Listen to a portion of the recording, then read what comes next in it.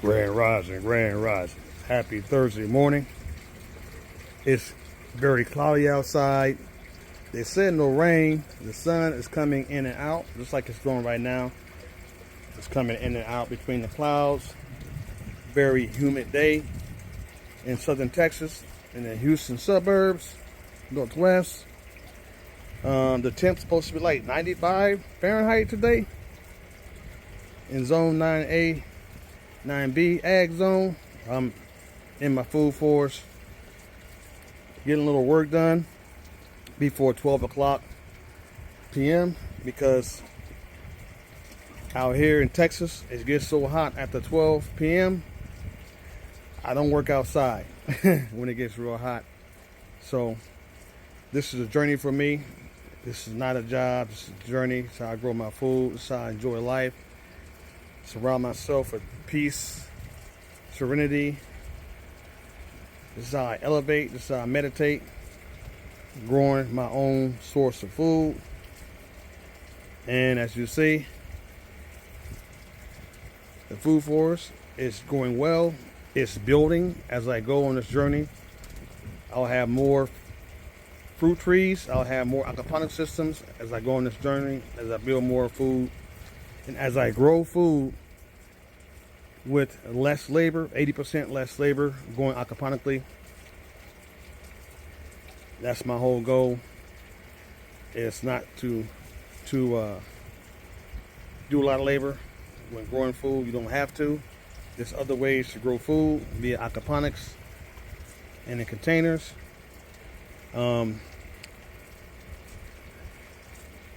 This is the way I want to grow food. People can grow food any way they want to grow. If you have a homestead, backyard garden, backyard farm, be myself. I like to do DIY. I like to keep my budget very low and so forth. So myself, I don't think people realize when you homestead, a lot of folks want to go out here and buy tons and tons of acreage, and there's nothing wrong with that, to be out there having your own acreage and all that, but that's very expensive. Interest rates are 6.5 to 7% right now. Very, very high. It costs a lot to buy acreage. And then if you're going to be out in a rural area, you got to realize, if you're still working, how are you going to get out there? How are you going to get to work? So forth. Then you have to build that land up. You have to put up large fences. You have to drill a water well. And you have to buy a tractor if you're going to be growing food in a traditional way in the ground. Tractors are very expensive right now. You're talking $15,000 on up for the tractor that most folks buy, you know. And if you want to be off-grid, go to solar in there. That's another $50,000, $60,000. It can get very expensive to homestead. So there's other ways to homestead. There's other ways to homestead and do it at a cost where everybody can afford it.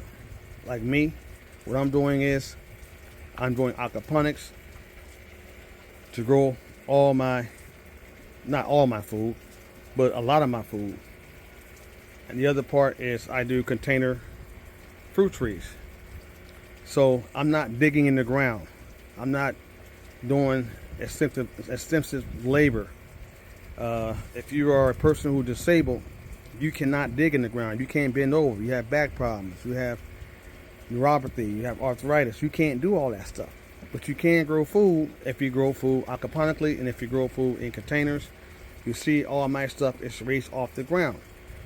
There's no bending over. There's no digging in the ground. There's none of that.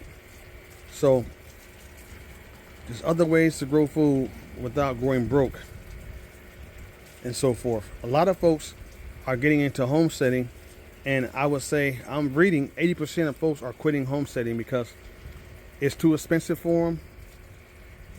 It takes a lot of your time up. They can't make money working the jobs and homesteading, because homesteading is a full-time job if you're homesteading the old traditional way. So there's other ways to grow your food You can have a homestead, a little farm right in your backyard in the suburbs if you want, and do it very, very cheaply and grow tons of food.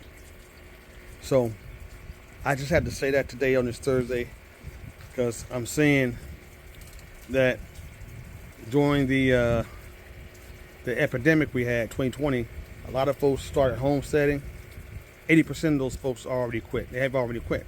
They realize it's not an easy job. It's actually tougher than going to work. It's tougher than going to work to homestead. You got to feed those chickens every day. You got to feed those cows every day. You got to do this. You got to do that. It's expensive. So there's other ways to homestead without going out and buying 15, 20, 100 acres. You know, that's very expensive. Buying the land is very expensive. Buying the equipment, the large tractors. You can homestead now without doing all that. I'm into AI. I'm into technology. This is why I built my own DIY aquaponics system. I found other ways, it's 2025, that to grow food rather than the traditional way. And it saved me tons of money, and it's 80% less labor. Y'all hear that? 80% less labor. So, as you can see over here, something new. The Jabacota, hope I'm saying that right, was bought about a month ago, and this baby produces some delicious fruit that grows on the stems. And what I did with this plant is I bonsaied it. As you can see. I create my own bonsai soil. I use academia substrate that comes from Japan. I use mini chipped bark. I use large perlite. I use vermiculite. And what I do is I mix that all up together to form my bonsai soil. And can you plant bonsais in a pot and soil? You can, but you'll probably have a lot more different result, because you gotta realize you're growing trees in a small container. So the soil mix, which is similar to what I made, you can make bonsai soil anyway, but most people don't use actual soil. My soil mix is good because what it does is it allows the plant to stand up a whole lot straighter. It allows the root ball of the tree to grow more rapidly in this mix than in soil. It allows for complete drainage. That's the main thing. You want good drainage in here. You don't want your roots to get root rot and get root bound in a bonsai pot. That's the second reason from using the mix that I use. This is my mix that I use. You can buy your mix. There's all kind of ways you can mix your bonsai soil, but mostly people you don't use soil to plant bonsai, because what I said, because you're putting in a container, and these are trees, and you want the roots to spread all the way out. You want the roots to get plenty of air. So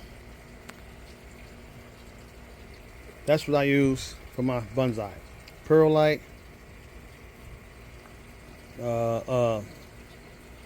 fine cut bark cypress,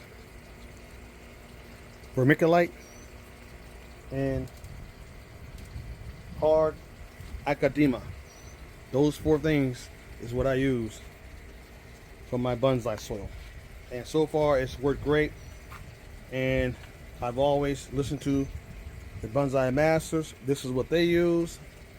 Some do their own different mixes, and it works very well. But I always add my hard academia into my bonsai mixes. Works very well for growing trees in bonsai pots soil.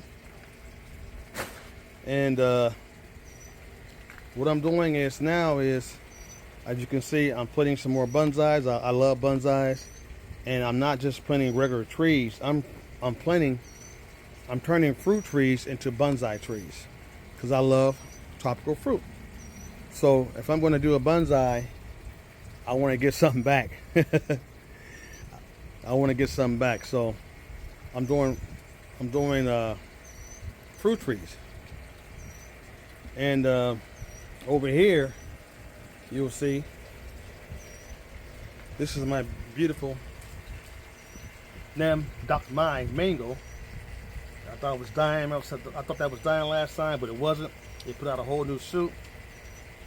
I cut the dead part off. It's growing very well, and I might turn this Nem Dak Mai mango into a bonsai mango in this pot.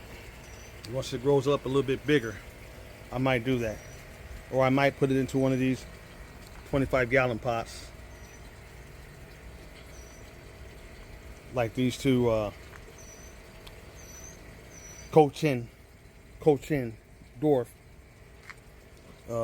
jackfruit trees that are growing very well. I mean, very well.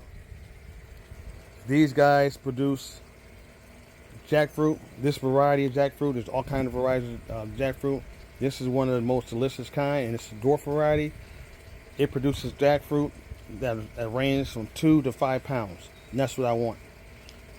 That's what I want. I want a smaller, delicious, very delicious jackfruit tree that I can grow in pots, that I can take indoors in the wintertime and so forth, and that will produce not the big giant jackfruits. Nothing wrong with the big giant jackfruits, but I'm not in Florida.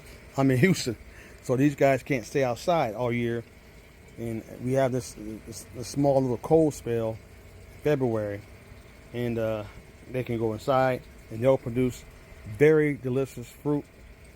These jackfruits, the Cochin dwarf variety, produce some of the best fruit of all jackfruits. From what I understand, this is why I bought them. They're doing very well. They're putting out new leaves and so forth. My Flory Peach dwarf trees back here are doing good. My day avocado is just going off the chain. I trimmed that, you saw last time. It's just going off the chain. So, and now I have my Jaba Takaba fruit tree in a bonsai pot.